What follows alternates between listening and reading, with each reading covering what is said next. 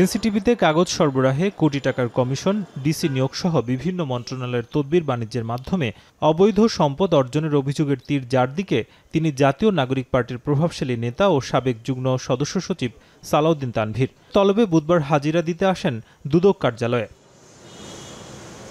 দুর্নীতির বিষয়ে ঘণ্টাখানেক দুদকের জিজ্ঞাসাবাদের মুখোমুখি হন তিনি। যদিও বের হয়ে সালাউদ্দিন তানভীর নিজেকে নির্দোষ দাবি করে বলেন, অভিযোগ ভিত্তিহীন, প্রমাণিত হলে জেলে যেতে প্রস্তুত তিনি।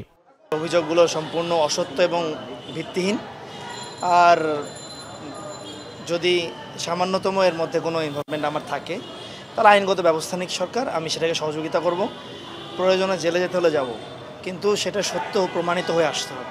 একইভাবে চিকিৎসক বদলি, তদবির ও টেন্ডার বাণিজ্যের মাধ্যমে শত কোটি টাকার অবৈধ সম্পদ অর্জনের অভিযোগে জিজ্ঞাসাবাদ করা হয়েছে স্বাস্থ্য উপদেষ্টার সাবেক ও বর্তমান ব্যক্তিগত দুই কর্মকর্তা তুহিন ফারাবী ও মাহমুদুল হাসানকে। তুহিন ফারাবী গণমাধ্যম এড়িয়ে গেলেও মাহমুদুল হাসান জানান, অভিযোগ ভিত্তিহীন, প্রয়োজনে পদত্যাগ করবেন উপদেষ্টার পিও পদ থেকেও। আমি মাননীয় স্বাস্থ্য উপদেষ্টা মহোদয়ের কাছে আবেদন করব এবং আমি যেহেতু আমরা তার অধীনস্থ, তার অনুমতি নিয়েই আমরা পরবর্তী ডিসিশন নেব আর কি। দুদক বলছে, দুর্নীতির অভিযোগগুলোর সাথে অভিযুক্তদের বক্তব্য বিশ্লেষণ করে পরবর্তী পদক্ষেপ নেবে তারা। আমাদের অনুসন্ধানকারী কর্মকর্তাগণ সেগুলো রেকর্ড করেছেন।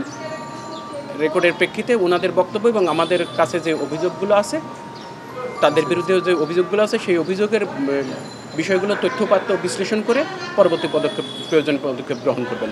বৃহস্পতিবার স্থানীয় সরকার উপদেষ্টার সাবেক এপিএস মুয়াজ্জেম হোসেনকে জিজ্ঞাসাবাদের জন্য তলব করেছে দুর্নীতি দমন কমিশন। নাজমুস সাকিব, এখন, ঢাকা।